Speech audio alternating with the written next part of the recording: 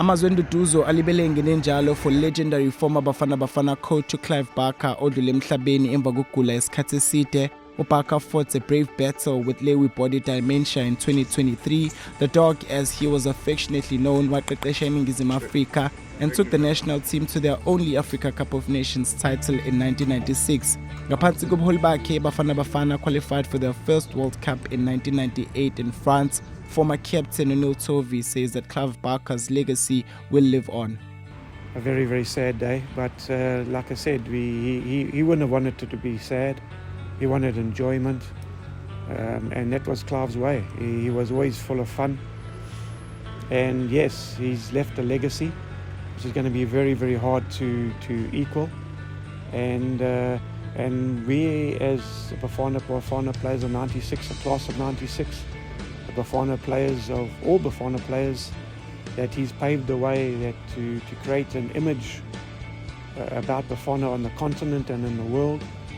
We were really a powerhouse team, and he loved it, and the country loved it. And what he did to bring and unite our country in early democracy, obviously 94 through to 96 and onwards, was something great, and we must celebrate his life, not sort of be sad about him, and we must be happy that he's in a better place.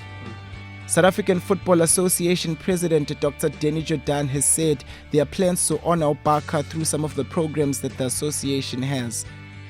We want our coaching development program to be called the Clive Barker Coach Education Program, so that when those individuals look at this certificate, he must be inspired by the name of that person on his certificate.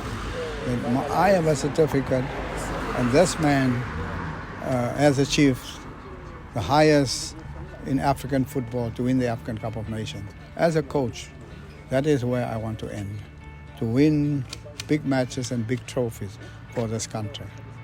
Indodana kaBarker uJohn uyabonga ngokusekwa njengoba bedlula esikhathini esinzima. He says he's really proud of his father's achievements.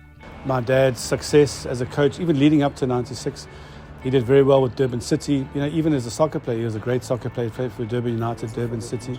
Yeah, for the knee injuries, yeah. And then, then he coached Durban City to back-to-back titles. Then the fantastic Bushbucks team, which was a brilliant brilliant team. My dad says possibly the best he's ever coached.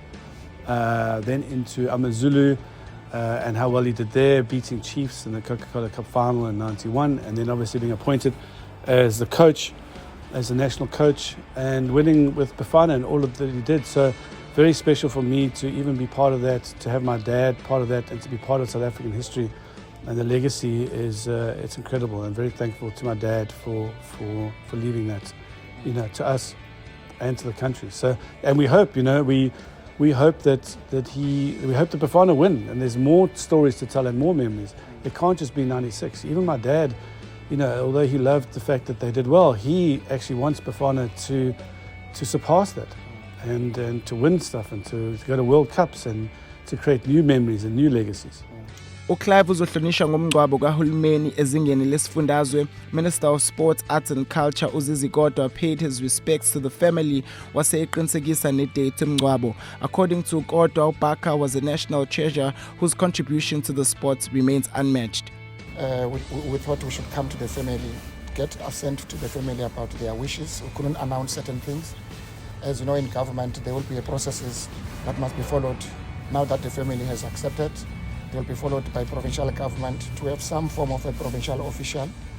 We hope that the province will act immediately so that we meet the wishes of the family to have a dignified burial this Thursday here in Durban. It's one person that must be celebrated, because just at the dawn of our democracy, the hopes of our people were lifted high in 95, 96 by the team led by none other than Neil Tovey and many others. And these are giants who really brought, remember that time, football was the only hope of our people. That was the only sport that really united our people. And then others followed with the 1995 rugby and so on. And we think such a giant such a galaxy of stars must be celebrated, including celebrating those galaxy of stars, Neil Tovey and others, who really displayed. I was asking Neil Tovey, what was unique about you? Among other things, they were disciplined.